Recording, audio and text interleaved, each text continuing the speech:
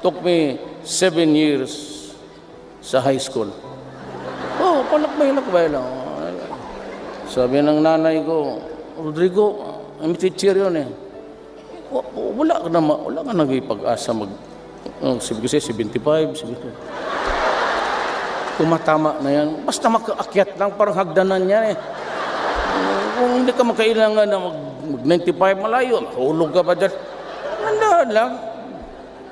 Sabi na, so my mother never really, what's sad is that hindi niya ako naabutan sana maging presidente. At tatay ko talagang tagal yun namatay. He left this universe. Talagang walang sabi niya hanggang pantalan. Bisaya yan eh. That's a cliche or an idiom in Visayan. Pag sinabi hanggang pantalan ka lang, ibig sabihin yung kargador ka lang. Ayan ang tatay ko.